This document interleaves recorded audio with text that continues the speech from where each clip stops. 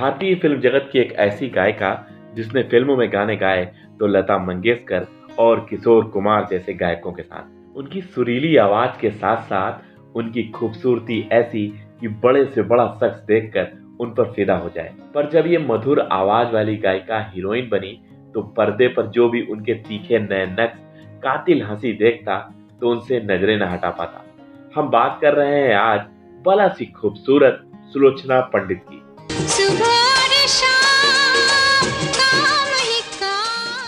पर आज हम इस वीडियो में इस हीरोइन के जीवन से जुड़े कुछ रोचक, मायूस और दर्द भरे किस्सों को जानेंगे, जिन्हें जानकर आपका दिल भी दर्द से करा उठेगा। जैसे कि सुलोचना पंडित जी किस बहुत बड़े परिवार से ताल्लुक रखती थी। जीतू भैया, रामू काका को चाय पिलाओ। अच्छा, आओ रामू दादा। उन्होंने पहला गाना किस फिल्म में गाया? सुलोचना पंडित जी भारतीय सिनेमा के किस बहुत बड़े सुपरस्टार से शादी करना चाहती थी?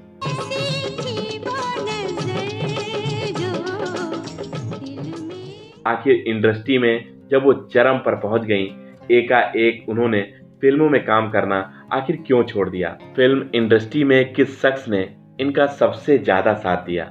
4 बजे मैं सोया था, 5 बजे उठ जा। और वही शख्स एकाएक इन्हें छोड़कर चला गया। आखिर क्यों इन्हें पागल खाने जाना पड़ा? तो नमस्कार दोस्तों, स्वागत है आप सभी का आपके अपने फेवरेट यूट्यूब चैनल सिनेमा और सितारे में। सुलोचना पंडित का जन्म 12 जुलाई 1954 को छत्तीसगढ़ के रायगढ़ के एक मशहूर संगीतज्ञ घराने पिता प्रताप नारायण पंडित के घर हुआ। रही बात इनके गायिका बनने की, तो इन्हें संगीत परिवार से मिला। भारत के प्रसिद्ध शास्त्रीय गायकों में से एक पंडित जसराज इनके चाचा थे। सुलोचना पंडित जी के 3 भाई हैं, मंदिर, जतिन और ललित। हाँ, ये वही जतिन ललित हैं जिनकी संगीतकार जोड़ी ने बॉलीवुड में तहलका मचा दिया था। और इनके 3 बहनें भी हैं, माया, संध्या और विजेता। बहन विजेता भी बॉलीवुड की मशहूर अदाकारा रही। बचपन से ही जिस घर में संगीत का माहौल हो, वहाँ सुलोचना का भी रुझान संगीत की तरफ ही था। 9 साल की उम्र में सुलोचना गाना गाने लगी थी। सुलोचना ने 13 साल की उम्र में लता मंगेशकर जैसी सुप्रसिद्ध गायिका के साथ गाना गाया। साल 1967 में फिल्म तकदीर का गाना।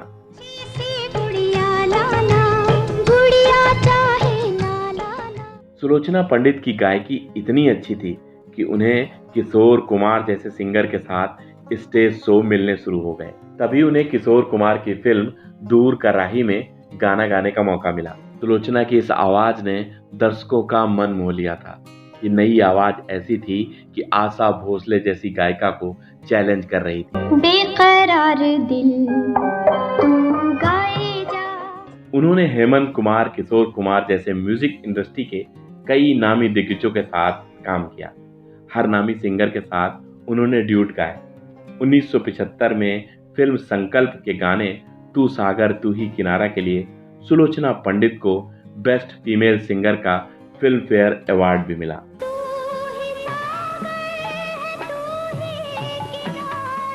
सुलोचना पंडित का सिंगिंग कैरियर चढ़ता चला जा रहा था। उन्होंने 1968 में बम्बई रात की बाहों में, 1969 में राहगीर, महुआ, बॉम्बे नाइट, 1971 में वो दिन याद करो, दूर का राही, 1973 में बस्ती और बाजार। सुलोचना के पास बड़े बड़े प्रोड्यूसर और डायरेक्टर उनसे गाना गवाने के लिए लाइन में खड़े थे, पर किस्मत कुछ और ही नज़ारे दिखाना चाह रही थी। इधर सुलोचना को अपनी आकर्षक कदकाठी और खूबसूरत चेहरे की वजह से फिल्मों के भी ऑफर आने शुरू हो गए थे। सुलोचना पंडित भी कुछ नया करना चाहती थी। उन्होंने 1975 में फिल्म उलझन की। ये फिल्म उस समय के बेहद मशहूर अदाकार संजीव कुमार के साथ थी। सुलोचना पंडित जहां सिंगिंग में बिल्कुल परफेक्ट गायिका थी, बड़े बड़े सिंगर्स को चैलेंज कर रही थी, वहीं वो एक्टिंग में बिल्कुल नई थी। उन्हें एक सपोर्ट, एक सहारे की जरूरत थी। उन्हें फिल्मों में सहारा मिला उस समय के मशहूर एक्टर संजीव कुमार से। सुलोचना पंडित के लिए अब फिल्मों के दरवाजे 2 तरफ खुल रहे थे, एक गायकी और एक अदाकारी। वैसे 1975 में आई फिल्म उलझन में उन्होंने ये दोनों काम किए, एक्टिंग भी और गाना भी गाया।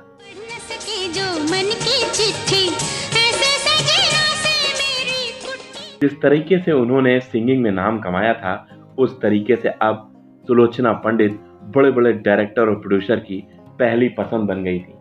उन्होंने बड़े से बड़े एक्टर के साथ काम किया, चाहे वो जितेंद्र हो, राजेश खन्ना हो, फिरोज खान हो, शत्रुघ्न सिन्हा हो और उनके सबसे चहेते संजीव कुमार हो। समय बीत रहा था और सुलोचना सफलता की सीढ़ियां चढ़ती चली जा रही थी। पर 1975 में सुलोचना का उलझन फिल्म में संजीव कुमार के साथ काम की शुरुआत करना और गंभीर स्वभाव के संजीव का सुलोचना को छोटी छोटी बातों में मदद करना सुलोचना पंडित को संजीव कुमार के बहुत करीब ले गया था। या ये कह लीजिए कि सुलोचना पंडित संजीव कुमार जी से एक तरफा प्यार करने लगी थी। तब संजीव कुमार हेमा मालिनी से प्यार करते थे। इधर संजीव ने हेमा को 2 बार प्रपोज किया, लेकिन कहते हैं कुछ रूढ़िवादी कारणों के कारण उनका प्रपोजल हेमा मालिनी ने ठुकरा दिया। अब सुलोचना को उम्मीद की किरण नजर आई। उन्हें लगा कि अब अपने मन की बात तो संजीव कुमार से कह पाएंगी। कहते हैं कि सुलोचना पंडित संजीव कुमार के प्यार में इस कदर दीवानी हो गई थी कि वो अपनी फिल्मों की शूटिंग छोड़कर संजीव कुमार की फिल्मों के सेट पर पहुंच जाया करती थी।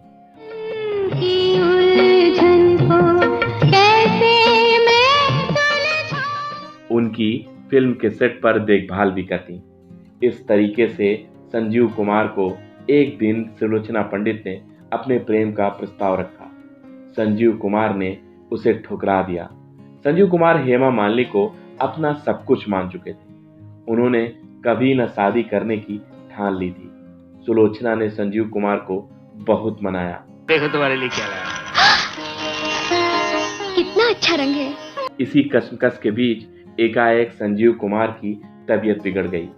सुलोचना को आशा थी कि संजीव कुमार ठीक हो जाएंगे, उसके बाद वो सुलोचना से शादी कर लेंगे।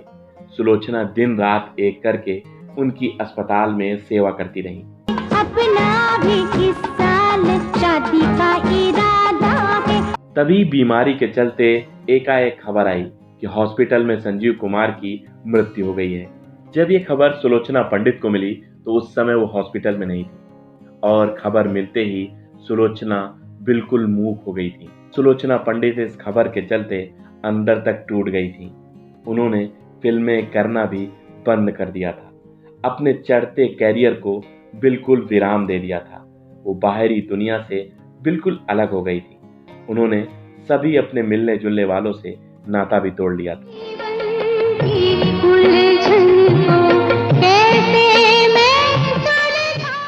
वे अपनी माँ के साथ एक फ्लैट में अकेले रहने लगी थी। यह अकेलापन सुलोचना पंडित को दीमक की तरीके खत्म कर रहा था। आप सोच नहीं सकते हैं कि कोई व्यक्ति किसी दूसरे व्यक्ति से इतना लगाव भी रख सकता है। सुलोचना पंडित को संजीव कुमार की मौत की खबर ने ऐसा तोड़ दिया था कि उन्होंने खुद को मारने की कोशिश भी की। भाग्यवश वो बच गईं। सिर्फ एक व्यक्ति का नाम और उसकी आशा में जिंदगी गुजारना कहाँ तक संभव था। क्या राज है? कोई तो राज है। धीरे धीरे हालात बिगड़ते चले गए। घर बंगला भी बिकने को आ गया। कहते हैं बुरे वक्त में जितेंद्र ने उनकी मदद खूब की थी। बाद में अपनी बहन विजेता पंडित के घर वो रहने लगी। अपनी बहन विजेता पंडित के घर इस डिप्रेशन की हालत में एक बार वो बाथरूम में गिरी और उनकी हिप बोन भी टूट गई, जिसकी सर्जरी करानी पड़ी। हालात इतनी खराब हो गई थी कि उन्हें पागल खाने तक भर्ती कराना पड़ा। किसी तरह वो घर वापस आई। बताते हैं कि सुलोचना पंडित जी को आखिरी बार उनकी बहन विजेता पंडित के पति आदेश श्रीवास्तव की मृत्यु के प्रार्थना सभा में देखा गया था।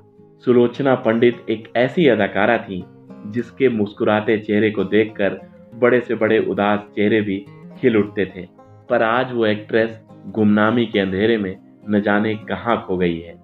भले ही संजीव कुमार आज इस दुनिया में नहीं है, पर उनसे बेइंतहा प्यार करने वाली सुलोचना पंडित शायद उनकी यादों में एक जिंदा लाश बनकर रह गई हैं। हम और हमारी टीम ऊपर वाले से यही प्रार्थना करती है कि आज सुलोचना पंडित जी जहाँ भी हों, स्वस्थ हों, खुशमय जिंदगी व्यतीत करें और जितनी भी जिंदगी जिएं अब स्वस्थ जिएं। पर आप जरूर ये बताइएगा कि सुलोचना पंडित जी का नाम लेते ही आपके कानों में कौन सा गाना गुनगुनाने लगता है। वो कौन सी फिल्म है जो उनका नाम लेते ही आपकी आंखों के सामने आ जाती है।